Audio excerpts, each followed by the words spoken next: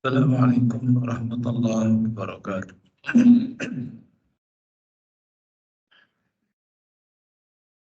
Innal hamdalillah nahmaduhu ta'ala wa nasta'inuhu wa nastaghfiruh wa na'udzu billahi min shururi anfusina wa min sayyiati a'malina. May yahdihillahu fala mudilla lahu wa may yudlil fala hadiya lahu. Asyhadu an la ilaha illallah wahdahu la syarika lahu wa asyhadu anna Muhammadan 'abduhu wa rasuluhu la nabiyya ba'da. Salawatu Rabbi wa salamu ala nabiyyina Muhammadin wa ala alihi wa sahbihi wa sallaman tasliman katsira ba'd. Ma'asyiral muslimin ibadallah, kembali kita membaca Fadhailul Quran karya dari Asy-Syaikh Al-Imam Al-Mujaddid Muhammad ibn Abdul Wahhab Ibnu Sulaiman At-Tamimi An-Najdi rahimahullah ta'ala.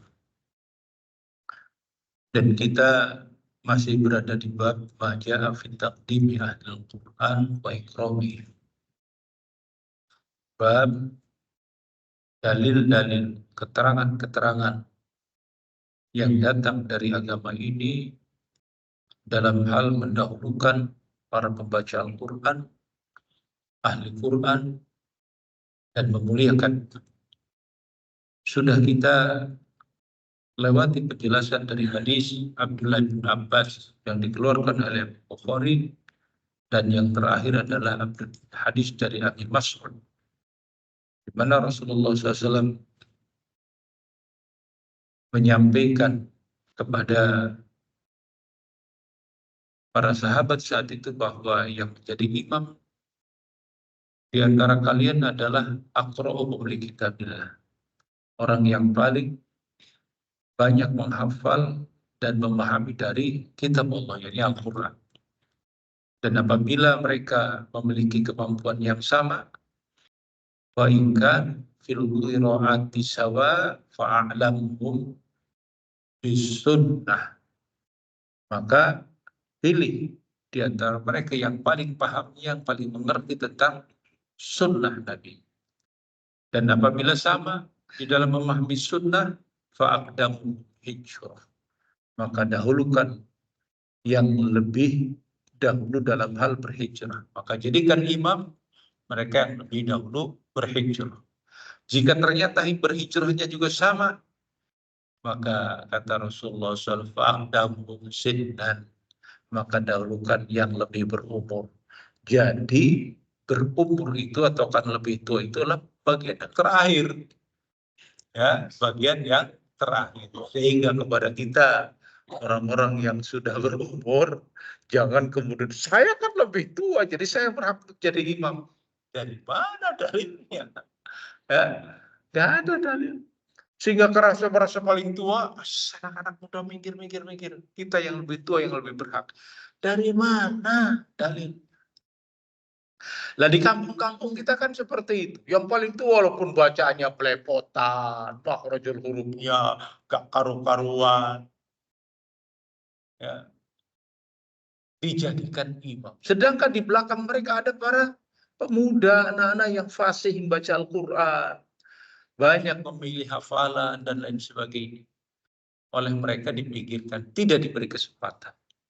Nah, barakallahu fiik. Oleh karena itu, ma'asyiral muslimin Allah, ini menjadi pegangan kita. Ini dalil, ya, sebagai hujjah dari syekh kepada kita, yakni kepada dari para ulama penulis kitab ini khususnya, bahwa mendahulukan para pembaca Al-Quran dan memuliakan kedudukan mereka. Paham ya? Nah, ini salah satu. Kita akan baca hadis berikut. Masya Allah, masih banyak keterangan.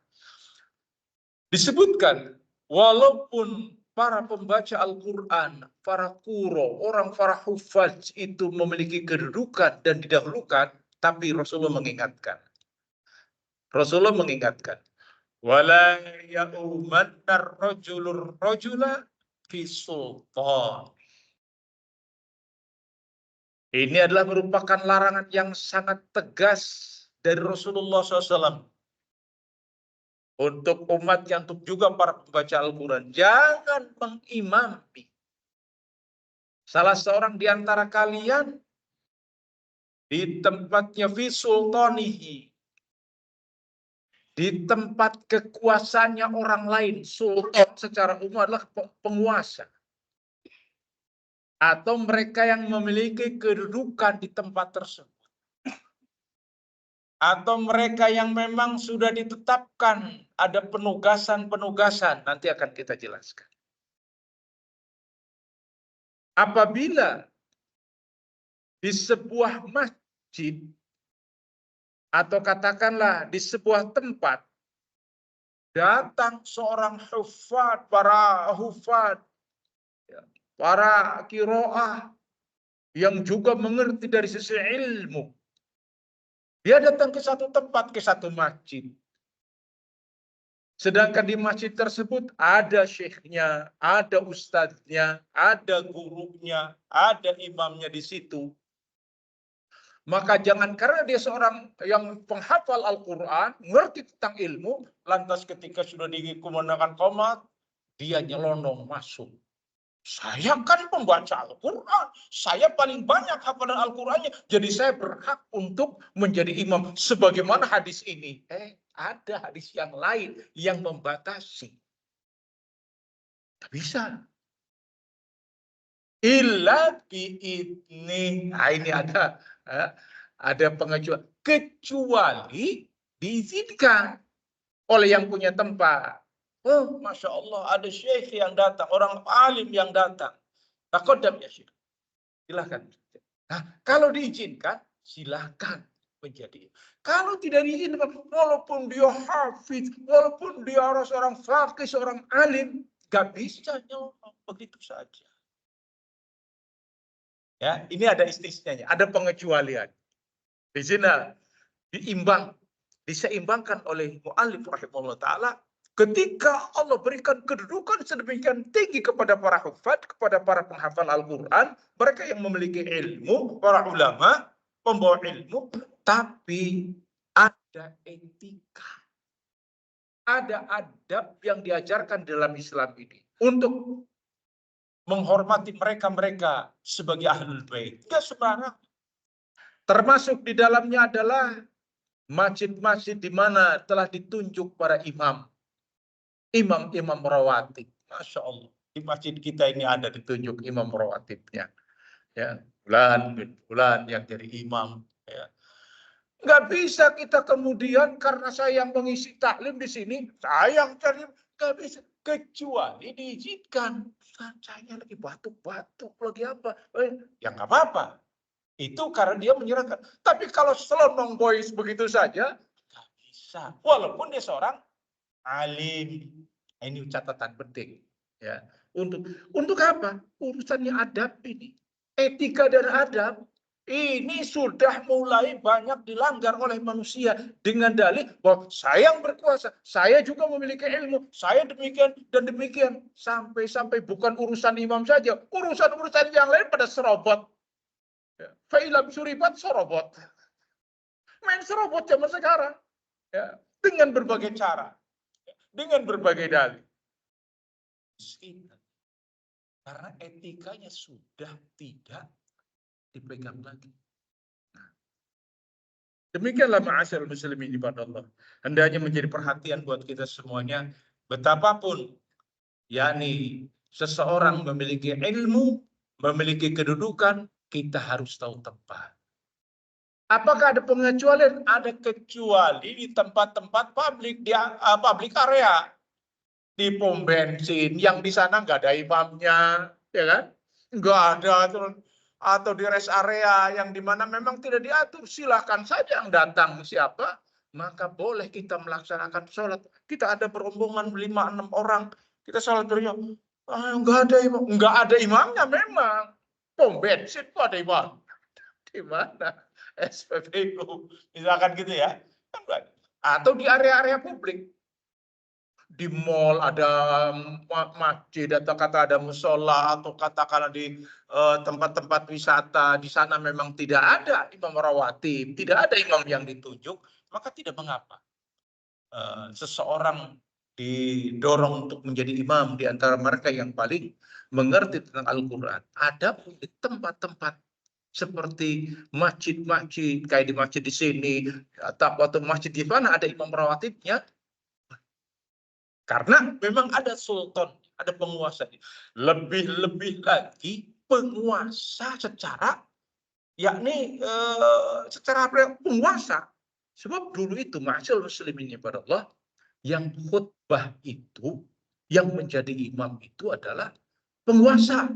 Kalau dia gubernur, maka gubernur yang menjadi imam di masjid, katakanlah gubernuran.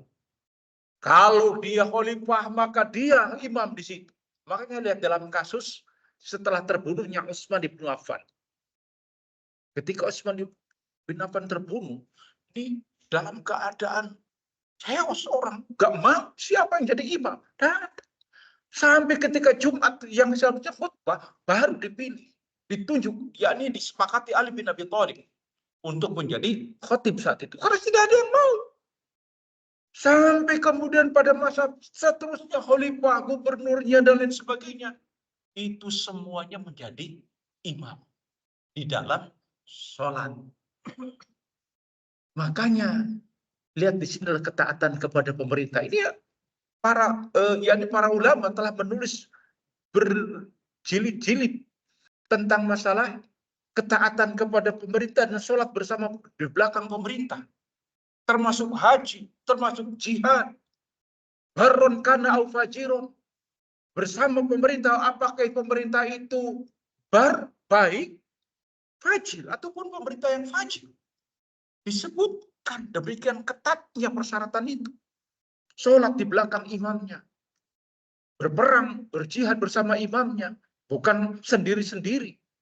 Haji pun demikian. Termasuk sholat berjamaah. Sehingga dulu ketika pemerintahnya dalam keadaan banyak melakukan kemungkaran sampai sholat itu hampir di waktu-waktu yang sudah keluar dari waktunya. Ada riwayat-riwayat seperti itu. Jangan dikira bahwa pemerintah saat itu Islamnya luar biasa, sempurna, tidak. Banyak bermaksiatnya, bahkan termasuk pada masa Imam Ahmad.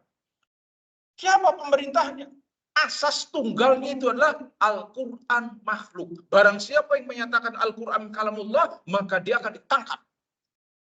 Begitu, asas tunggal ini disampaikan kepada seluruh rakyat di seluruh negeri. Tidak boleh menyatakan Al-Quran kalamullah. Ngeri tidak? Ngeri. Kufur tidak? Ini sudah amalan-amalan yang sudah keluar dari Islam. Tapi ternyata Imam Ahmad tetap mentaatinya. Ya, karena ada perkara-perkara yang tidak bisa kemudian dicap bahwa pemerintah itu adalah pemerintah yang sudah keluar dari Islam. Dalam artian secara akidah. Memang akidah itu adalah akidah yang menyimpang. Boleh, sesat dan menyesatkan. Yang menyatakan Al-Quran itu adalah makhluk. Karena Al-Quran adalah kalam Allah. Kalau makhluk, maka tidak boleh kita berlindung. Ucapan a'udzu bikalimatillahi tammati min syarri ma khalaq, pastinya akan takut.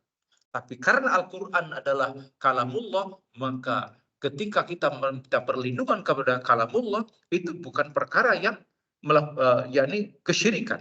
Lihat ma'asyarul muslimin ibadah. Termasuk dari keyakinan mazhab Syafi'i. Imam Syafi'i adalah beliau tidak suka ketika sholat berjamaah yang dipimpin oleh imam yang telah ditetapkan tadi, yang kita tidak boleh melaksanakannya kecuali dengan izinnya. Misalkan jadi imam, nggak boleh kecuali harus dengan izinnya. Nah, termasuk yang di antara mazhab Syafi'i adalah tidak disukainya adanya sholat berjamaah kembali setelah selesainya sholat berjamaah bersama imam. Ya, makanya kalau misalkan di antara kita yang sering memperhatikan ada para asatidzah Ahlussunnah ketika sholat selesai masuk, oh udah selesai sholatnya, mereka sholat sendiri-sendiri, tidak mau melaksanakan kembali berjamaah. Sampai seperti itu. Kenapa? Itu tidak disukai dari mazhab Syafi'i. Ini pendapat. Adapun pendapat yang lain seperti yang dipilih oleh Syekh Mukbil dan lain sebagainya dengan hadis tentang sedekah. Ketika seorang datang belum sholat, kata Rasulullah, siapa yang mau bersedekah dengannya, maka beliau ada orang yang mendampingi untuk sholat beri. Ini yang dijadikan hujah bolehnya mengadakan lagi sholat berjamaah. Itu pun khilaf apakah dapat 27 atau tidak. Ya kan? Sehingga para ulama menyatakan bahwa yang dimaksud dengan sholat dapatkan 27 derajat itu bersama imam yang ditunjuk atau bersama imam yang menjadi imam rawatibnya. Kalau setelah itu tidak mendapatkan 27, kenapa? Kalau ini mendapatkannya, kata para ulama, ya nanti nanti saya ronde kedua aja. Nanti ronde ketiga. Sehingga sholat berjamaah dilalaikan begitu saja. Paham ini ya? Makanya kenapa 27 orang berupaya untuk memenuhinya? Karena itu tadi. 27 itu hanya bersama imam rawatib dengan imam yang telah ditunjuk. Adapun berjamaahnya kembali, yang lainnya itu karena ada hal-hal yang bisa dipahami, yang ditoleransi. Uzurnya. Mungkin kenapa? Oh datang beberapa orang, saya pengen ke masjid ini, tapi ternyata berjamaah sudah kenapa? Mungkin ada macet kah, ada kereta kah, atau mungkin ke belakang kah, ada di belakang ada 5 orang, setelah masuk ke sini, sholat selesai. Orang mau ke belakang nggak bisa ditahan-tahan. Kan seperti itu. Yang seperti ini, pahalanya dapat 27 karena sudah dengan niatnya. Akan tetapi keberlangsungan berjamaahnya, para ulama masih khilaf. Apakah masuk 27 atau tidak? Ini menunjukkan pentingnya sholat berjamaah. Tidak dienteng-entengkan. Nanti saya ronde kedua aja lah. Oh nanti saya dengan fulan itu. Kalau itu dibolehkan, maka para ulama akan mendirikan sholat-sholat berjamaah yang lain. Daripada sholat dengan imam yang fajir, yang bacaannya belum tentu bagus. Khalifah atau gubernur saat itu menjadi imam, bacanya bagus. Tidak. Ya kalah dengan para ulama. Tapi para ulama sholat di belakang mereka. Ini harus dipahami. Mindset seperti ini, itu terjadi di zaman para ulama ketika imamnya itu adalah penguasa. Makanya di sini disebutkan oleh Rasulullah SAW secara umum. Wala ya'umanna rajulur rajula fi sultanihi. Jangan mengimami seseorang atas yang lainnya di tempat kekuasaannya. Secara umum kekuasaannya. Termasuk kekuasaan itu adalah di pemerintahannya. Sehingga yang pantas menjadi imam sholat misalkan di At-Taqwa itu adalah wali kotanya. Itu. Yang khutbah wali kotanya. Yang khutbah di Bandung gubernurnya. Itu yang sepantasnya kalau kita mengikuti apa yang kita dapati dari sejarah masa lalu dari kaum muslimin. Oleh karena itulah tipikal di negeri kita ini, di situ ada kantor gubernur, maka di depannya ada alun-alun untuk sholat id, dan di situ ada masjid. Ya kan? Coba hampir disebut termasuk di Cirebon. Termasuk ke daerah-daerah Kuningan, mana sana, itu semuanya ada masjid, ada alun-alun, ada kantor pemerintahan. Itu mengadopsi apa yang terjadi pada masa lalu. Diambil sebagainya, tidak diambil yang lainnya. Ya sudahlah, memang demikian faktanya seperti itu.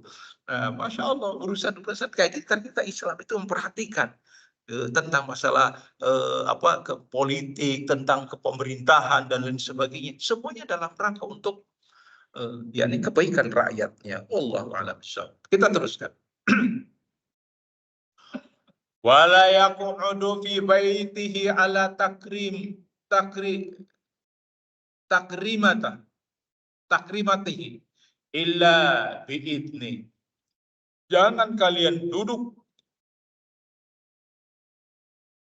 Di satu rumah yang di sana ada kursi khusus buat pemiliknya, yakni ahlul baitnya, kecuali dengan izinnya. Jadi gini, dulu memang terkadang ada orang-orang itu memiliki kursi-kursi khusus atau hamparan-hamparan khusus. Seperti yang pernah kita dengar kisahnya bagaimana Rasulullah SAW masih kecil itu dibawa oleh kakeknya Abdul Muthalib. Dan Abdul Muthalib di Ka'bah itu punya tempat khusus, tempat duduk yang tidak ada yang boleh mendudukinya kecuali beliau sebagai pemimpin suku saat itu. Tapi Rasulullah SAW duduk waktu kecil itu, duduk di tempat tersebut, walaupun paman-paman yang jangan di situ, tapi oleh Abdul Muthalib didudukan, diletakkan. Ini contohnya ya, bahwa terkadang ada di satu rumah itu tempat khusus duduk untuk sahibul baitnya, kursinya juga beda, joknya juga mungkin lebih empuk dan lain sebagainya.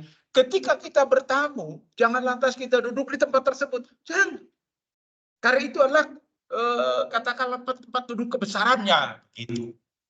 Nah, ini penting kaitannya dengan masalah adab. Ketika kita datang ke rumah, ya, ada kursi goyang yang biasa diduduki oleh, langsung kita duduk di situ aja. Enaknya di sini. Ya enak yang punya tuan rumah kok. Dibagus-bagusin. Jangan. Ini adab. Ya, adab di dalam Islam itu yang terkadang sering kita lalaikan. Padahal Rasulullah SAW memberikan larangan illa biidnih, kecuali dengan izin. Hadis ini dikeluarkan oleh Imam Muslim. Syahidnya dari apa yang kita bicarakan adalah tentang seseorang mengimami manusia dengan kelebihannya itu tentang kitabullah. Akan tetapi walaupun dia adalah orang yang memiliki kelebihan dalam hal menghafal Al-Quran, akan tetapi tetap ada adab-adab yang harus dimiliki oleh seorang muslim. Nah, barakallahu fiikum. Kemudian Syekh Al-Mu'allif rahimahullah ta'ala membawakan hadis berikut. Walil Bukhari, dan dia keluarkan oleh Imam Bukhari an Jabir bin Abdullah radhiyallahu ta'ala anhuma, dari sahabat Jabir bin Abdullah, semoga Allah meridhai keduanya, anaknya dan ayahnya dia seorang sahabat. Annahu sallallahu alaihi wasallam kana yasma'u bainar rajulaini fi qatla Uhudin fi saubin wahid. Adalah Rasulullah SAW, kata Jabir, yasma'u bainar rajulain, mengumpulkan dua jenazah fi qatla Uhudin, sebagai syuhada di perang Uhud, fi saubin wahid, di dalam satu pakaian. Umayyakul, kemudian beliau mengatakan, ayyuhum aksaru akhdhan lil Quran. Ayyuhuma, dalam riwayat lain begitu. Mana di antara keduanya yang paling banyak menghafal Al-Quran? Faida usyira lahu, tatkala diisyaratkan bahwa fulan lebih banyak hafalannya, ila ahadihima, dari keduanya, faqaddamahu fil lahdi, maka Rasulullah SAW memerintahkan agar yang paling banyak menghafal Al-Quran itu, lebih banyak menghafal Al-Quran itu didahulukan untuk dikuburkan. Ini hadis menunjukkan bahwa para penghafal Al-Quran dimuliakan oleh Rasulullah SAW. Dan kalau kita melihat dari apa yang disebutkan oleh Jabir, bahwa adalah Rasulullah SAW mengumpulkan, yakni yajma'u bainar rajulaini fi qatla Uhud, mengumpulkan, memakaikan dua jenazah pada perang Uhud fi saubin wahid, pada satu kain, yakni kain kafan, pada satu kain kafan. Kata para ulama, ada dua makna. Makna yang pertama, dibungkus dengan kain kafan. Jadi dibelit dengan kain kafan, duanya disatukan begitu. Kalau melihat terlek dari ucapan pisau bin wahid, di satu pakaian, yakni di satu kain kafan. Mana yang kedua, kain kapan yang seharusnya untuk satu orang dipotong menjadi dua. Sehingga dipakaikan kepada masing-masing dari jenazah tadi. Kenapa seperti itu?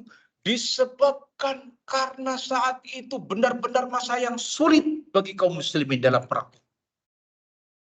Ya. Para jamaah semuanya pahami bahwa perang Uhud adalah perang di mana kaum muslimin benar-benar mendapatkan pukulan yang luar biasa. Bukan satu dua para syuhada, para sahabat yang syahid. Bahkan Rasulullah SAW pun diberitakan bahwa ikut yang terbunuh. Sehingga terjadi kekacauan yang dahsyat, yang luar biasa. Itu dalam perang Uhud. Kita tidak ingin menyebutkan apa menjadi sebab-sebabnya, walaupun itu adalah sebab dari kalangan manusia yang tidak melakukan ketaatan kepada Rasul. Dalam hal yang namanya perang itu ada instruksi-instruksinya. Kamu tetap di kubu ini, kamu tetap dalam keadaan demikian, tapi ada hal-hal yang seperti itu wajar, dan itu merupakan takdir dari Allah Subhanahu wa taala. Sehingga bisa jadi kaum muslimin mengalami kekalahan dalam peperangan. Itu wajar. Bukan berarti kita harus umat Islam itu harus menang terus. Tidak ada. Kita sedikit agak mundur. Ketika Rasulullah SAW berdakwah, dalam perjanjian Hudaybiyah itu Rasulullah SAW mengirim berbagai surat, termasuk datang surat itu kepada Heraklius, penguasa Romawi. Ketika surat itu datang, dibaca oleh Heraklius, bahwa ternyata di sini adalah pengakuan seorang nabi. Maka Heraklius ingin menanyakan kaisar saat itu, siapa orang ini sebenarnya? Maka dipanggillah pembantunya untuk mencari orang-orang Arab yang, yakni orang-orang Mekah yang sedang berjualan di Syam saat itu. Karena Heraklius saat itu sedang ada ke negeri Syam. Sekarang ini, Syam itu kota yang sudah demikian lama. Damaskus itu kota kuno sebenarnya. Tapi peradabannya sudah maju. Peradabannya sudah maju. Kalau yakni di Jazirah Arab itu belum ada tempat-tempat umum, pemandian umum dan sebagainya. Di sana sudah ada, sudah dibangun. Sumber-sumber air yang dialirkan itu sudah ada. Pam di kita kan pamnya banyak bocor lanjut. Sana sudah ada pam itu ribuan tahun yang lalu sudah ada. Itu peradaban sudah tinggi. Makanya dalam hadis, masih ingat di antara jamaah tentang hadis idza atakumul ghaib fala tastaqbil qibla wala tastadbiruha walakin harrikum. Itu hadis Abu Ayyub Al-Ansari. Jika kalian mendatangi tempat ghaib, tempat buang hajat, maka jangan menghadap ke arah kiblat atau jangan membelakanginya, tapi menghindari. Itu hadisnya kan itu. Nah, Abu Ayyub kata beliau, Kudima Syam, aku saat itu datang ke negeri Syam, termasuk beliau yang menjadi kombatan di negeri Syam. Dan aku dapati tempat-tempat mandi itu konbuniat sudah dibangun dalam keadaan toiletnya itu menghadap ke arah kiblat. Maka aku berpaling dan beristighfar, menunjukkan di negeri Syam itu sudah ada, sudah maju. Nah, Heraklius sebagai penjajah saat itu ada di negeri Syam. Maka dipanggil itu siapa orang-orang Arab yang sedang kafilah-kafilah dagangnya, panggil. Kebetulan yang dipanggil saat itu adalah yakni Abu Sufyan bin Harb. Ya, Abu Sufyan itu musuh besar dari Rasulullah saat itu, karena dia adalah merupakan tokoh Quraisy yang paling banyak menentang. Maka dipanggil.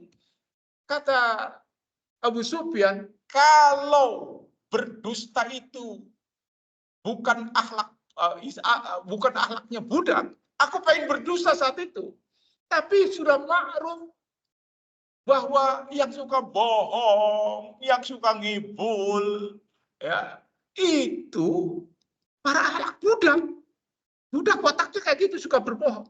Maka beliau tidak mau, aku tidak mau. Ketika ditanya jujur, nah, apa yang terjadi di negeri kalian? Ceritakan tentang siapa nabi kita dengan jujur. Apakah kalian pernah berperang ini? Ya, kami berperang. Terkadang kami menang dan terkadang kami kalah. Apa kata Heraklius? Demikianlah para nabi dulu. Ketika dalam peperangan, mereka bisa jadi menang dan terkadang mereka mengalami kekalahan. Jadi kalau misalkan dalam perang Uhud itu Rasulullah mengalami kekalahan, bukan hal yang aneh. Memang terjadi sejak zaman dulu para nabi juga. Sekarang kan kita aja pengennya menangan terus. Islam itu harus menang. Menang kayak gimana? Orang kita nggak punya potensi apapun juga. Ya, kalah dalam banyak hal. Artinya kita harus belajar. Begitu. Nah, bahwa pertolongan Allah Subhanahu wa taala itu memiliki syarat. Intan surullah yang suruhkum. Jika kami menolong, kamu menolong Allah, maka pasti kamu akan ditolong oleh Allah Subhanahu wa taala. Menolong Allah itu maksudnya gimana? Jalankan agamanya, menegakkan syariatnya, menegakkan dalam kehidupan kita secara pribadi. Itulah yang dikatakan menolong agama Allah Subhanahu wa taala. Maka syaratnya kan ada pertolongan itu.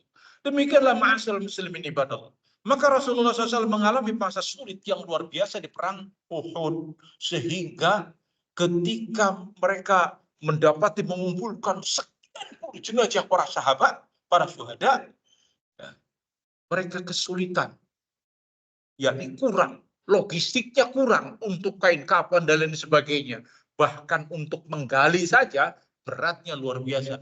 Nah kalau kita di sini di daerah Klayan, menggali itu kan gampang, amoh ya enggak? Amoh paculnya apalagi setengah jam kurang. Kok setengah jam udah jadi? Ya kalau lama itu dia bikin lama aja aslinya. Padahal ngegalinya karena tanahnya amoh. Tanahnya lunak. Ya tahu sendiri kalau di sana tanahnya kayak apa. Di daerah Uhud. Mungkin di antara jamaah haji dan umroh pernah lihat ketua di Suhadi. Lihat luar biasa. Pasir dan batu harus dikeruk atau katakanlah digali. Sehingga terkadang satu galian itu satu liang lahat untuk 2 atau 3 jenazah berat. Termasuk kain kafannya, Maka Abdurrahman bin Auf ketika beliau dihidangkan makanan berbuka bulan puasa di bulan Ramadan, dihidangkan. Beliau adalah seorang yang kaya, saudagar yang kaya raya, dihidangkan makanan sedemikian banyaknya, beliau kemudian nangis. Setelah dia iftar berbuka gitu kan untuk membatalkan puasa, beliau menangis, gak jadi makan. Bagaimana aku bisa seperti ini sedangkan aku mendapati seorang sahabat Rasul yang menjadi duta saat itu yang dikirim oleh Rasulullah ke Madinah. Nah, Umair bin Umair, siapa namanya? Saya lupa. Mus'ab bin Umair, ya, Mus'ab bin Umair. Duta yang dikulip oleh Rasulullah SAW sebelum beliau hijrah itu dikirimkan ke Madinah untuk ngajarin penduduk Madinah. Ketika menjadi syuhada itu, wafat dalam peperangan, dibungkus dengan kain kafan dari pakaiannya, ditutupkan ke kepalanya, kakinya terlihat, ditarik kakinya ke arah kakinya, kepalanya terlihat, karena sudah tidak cukup, sampai beliau menangis. Akhirnya dengan ditutupkan ke kepalanya, kakinya ditutup dengan rumput-rumput dengan ilalang. Sedemikian. Jadi ma'asyiral muslimin ibadallah, kemiskinan, kekurangan itu tidak menjadikan alasan buat kita untuk durhaka kepada Allah. Tidak menjadi alasan buat kita untuk tidak bersemangat dalam hal beribadah kepada Allah. Kita alhamdulillah dianugerahi rezeki, dianugerahi kedudukan, dianugerahi berbagai hal. Hendaknya kita lebih banyak bersyukur dan lebih bersemangat untuk mempelajari agama ini. Bersemangat di dalam taqarrub, mendekatkan diri kita kepada Allah.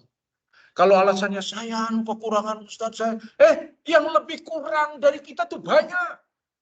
Kurang itu kita kurang, saya Kalau kita buka kulkas kita, itu jejer makanan-makanan. Kalau kita buka ke dapur kita, Masya Allah masih banyak, itu ada beras dan lain sebagainya. Sedangkan mereka, para sahabat Rasul, tidak seperti itu.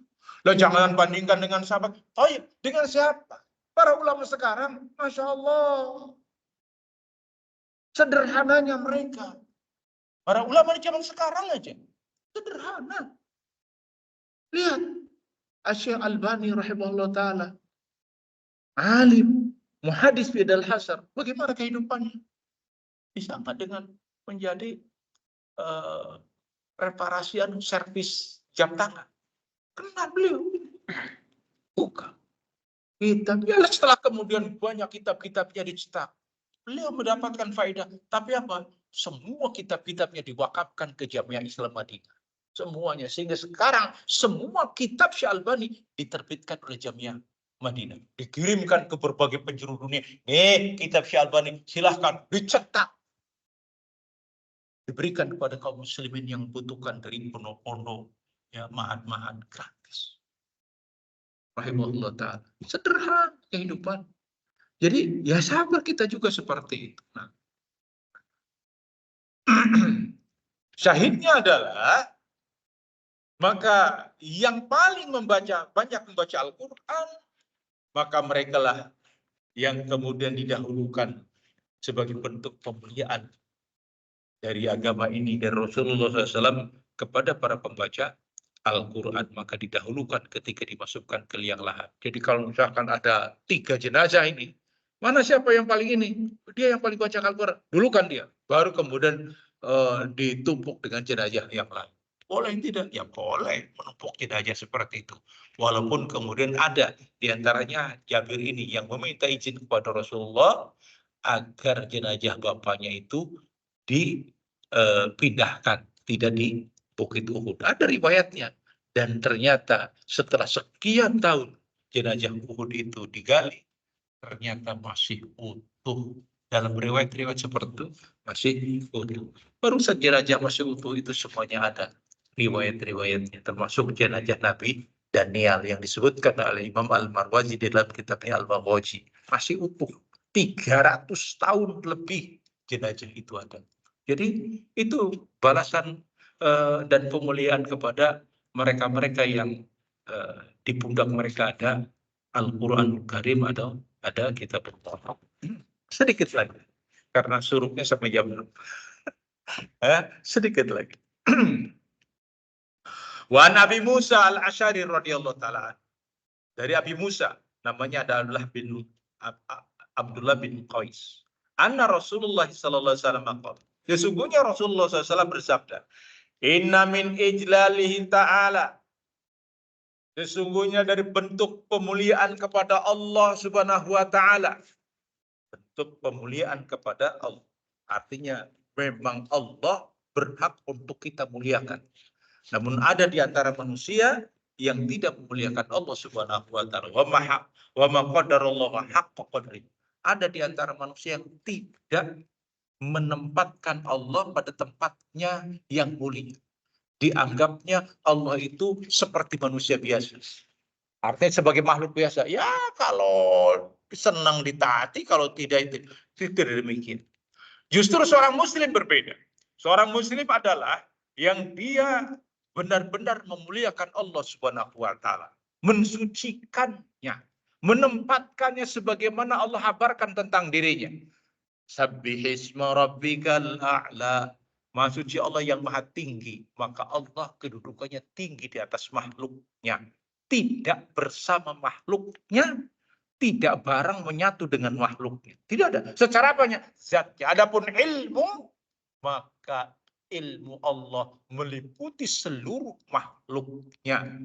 Sehingga innallaha ma'ana, innallaha ma'as sabirin. Sesungguhnya Allah bersama kami, bersama orang-orang sabar. Maksudnya ma'iyah di sini kebersamaan ini bukan kebersamaan zat.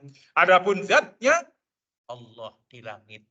Ini keyakinan yang ditanamkan oleh Nabi kita Muhammad SAW kepada manusia saat itu. Bahkan orang yang status sosialnya paling rendah sekalipun Mereka sudah berkeyakinan seperti itu. Ketika seorang budak perempuan, Muawiyah bin Al-Hakam As-Sulami, sebagaimana Imam Muslim meriwayatkannya di dalam sahihnya. Muawiyah bin Al-Hakam itu punya budak perempuan yang suruh gembala kambing. Gembala kambing. Kambingnya bukan satu dua, ratusan, bahkan mungkin ribuan. Kalau sore di absen. Berapa ini? Ya, 1, 2, 3. Benar. Benar, kamu satu sehari kambingnya kurang 2. Dihitung seharusnya misalkan 1.200, ini 1.198. Kemana 2 lagi? Nggak bisa jawab. Kemana? Nggak bisa jawab, rupanya hilang dan dimakan serigala. Bisa jadi kan seperti itu. Ditanya diam saja, jengkel, tampak, pak, gitu, tempeleng budaknya. Muawiyah bin Al-Hakam As-Sulami ini baru termasuk orang yang mengenal Islam saat itu. Makanya ketika hadis tentang bersin ketika sholat, beliau kan yarhamukallah, para sahabat mengisyaratkan diam begitu. Ini baru tapi semangat kepada Islamnya luar biasa. Maka dia merasa bersalah, dibawa kepada Rasulullah SAW budaknya. Ya Rasulullah, saya melakukan kesalahan dengan menampar budak saya itu, ingin saya Islam. Bawa ke sini. Ingin dibebaskan oleh Nabi. Bawa. Aina Allah? Tanya. Di mana Allah? Dia menunjuk ke langit dalam satu riwayat. Dalam riwayat yang ini mengatakan fis sama, di langit. Man ana, siapa aku? Anta Rasulullah yang diutus dari langit. Bahkan dalam riwayat yang lain dia nunjuk kepada Nabi dan kemudian menunjuk ke atas. Apa kata Rasul? I'tikha fa innaha mu'minatun. Bebaskan dia karena dia seorang mukminah. Ini menjadi kaidah kata para ulama bahwa Allah di langit. Oleh karena itu, orang-orang yang selama ini menjadi penolak tentang Allah di langit, ya, bahwa Allah fis sama, tapi ketika berdoa banyak baliho-balihonya nadahkan tangannya ke langit. Kenapa kamu ketika berdoa ke langit? Jawabannya apa? Makomnya doakan ke langit. Cari-cari alasan. Fitrah sudah ditanamkan dalam diri-diri kita secara tidak sadar. Ini fitrah. Sesuatu hal yang memang naluri. Sudah diciptakan kita ini seperti itu. Allah di langit. Makanya ketika orang berdoa kemana? Lah kalau kamu tidak meyakini bahwa Allah itu di langit, kenapa berdoanya menghadap ke sana? Ke bawah aja. Kenapa tidak ke bawah? Jahnya tumbang dengan fitrahnya sendiri. Ini bentuk pemuliaan kita kepada Allah. Ditanji, Allah disucikan. Tidak bersama dengan makhluknya dan tidak seperti makhluknya. Laisa kamitslihi syai'un. Allah tidak sama dengan makhluknya. Kalau antum ingin belajar tentang masalah tentang tauhid asma wa sifat ini, ada yang ditulis oleh yang sangat bagus oleh Syekh Al-Faqih Muhammad bin Shalih Al-Utsaimin rahimahullah taala. Qawaidul Mutlaq. Bagus sekali. Katanya sudah diterjemahkan. Cari aja terjemahkan yang belum bisa membacanya. Tapi kalau sudah membacanya, syukur bisa merujuk kepada ustadznya. Ustaz, bacakan ini, itu bagus. Qawaidul Mutlaq. Tentang perkara seperti ini. Kita kembali kepada hadis. Sedikit lagi. Inna min ijlali ta'ala. Dari bentuk pemuliaan kita kepada Allah Subhanahu wa taala, ikram di syaibatil muslim. Maka memuliakan di syaibatil muslim. Orang yang memiliki uban di kalangan kaum muslimin. Wah, ini Masya Allah. Orang-orang yang punya uban ini sekarang hadisnya jadi dalil ini, Masya Allah. Jangan bersedih hati kalau punya uban. Oh, saya udah ubanan. Jangan sedih. Dan jangan minder. Apalagi kemudian ngecatnya. Nipu-nipu. Ingin dianggap muda. Justru ini bentuk pemuliaan adalah kepada Allah Subhanahu wa taala, dimuliakannya seorang muslim yang sudah punya uban. Jangan kemudian saya pakai uban lah. Jangan. Ini secara alami. Kenapa? Maka seorang muslim yang sudah beruban itu sebagai pertanda betapa tabahnya dia di atas keislaman. Betapa sabarnya dia di atas keislaman. Betapa kokohnya terus dia di atas keislaman. Maka ketika dia sedang berpuasa, sampai beruban dia terus berpuasa. Ketika dia bersedekah, sampai beruban pun dia bersedekah. Ketika dia melaksanakan sholat malam, Masya Allah, sampai beruban dia masih melakukan seperti itu. Ini menunjukkan betapa sahabatnya orang ini. Kokohnya seperti itu. Maka kepada mereka mendapatkan hak pemuliaan. Demikianlah ma'asyarul muslimin ibadah. Jangan seperti haula yang di luar sana sudah beruban masih dengan kedurhakaan, dengan akhlak jelek, bermaksiat sampai beruban dia bermaksiat. Kan kebalikan seperti itu. Jadi ketika ada seorang muslim yang sudah berubah, itu pertanda kebaikan pada orang tersebut. Ketika dia terus istiqomah dengan ibadah, istiqomah dengan kebaikan, istiqomah dengan takarubnya kepada Allah Subhanahu wa taala sampai dia berubah seperti itu, maka ini mendapatkan kedudukan yang mulia, bahkan sebagai bentuk ciri dari seorang muslim yang mengagungkan Allah Subhanahu wa taala, memuliakan Allah. Dia menghormati dan memuliakan seorang muslim yang sudah beruban.